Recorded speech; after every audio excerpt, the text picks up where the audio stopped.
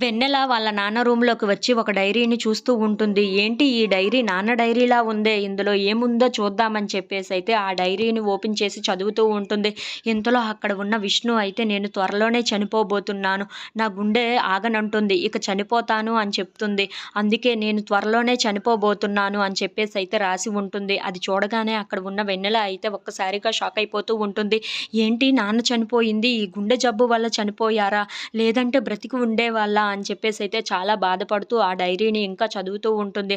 అవును, నేను తొందరలోనే చనిపోబోతున్నాను. నాకు సరైన గుండె దొరకకపోతే నేను చనిపోక తప్పదు అని చెప్పేసైతే రాసి ఉంటుంది.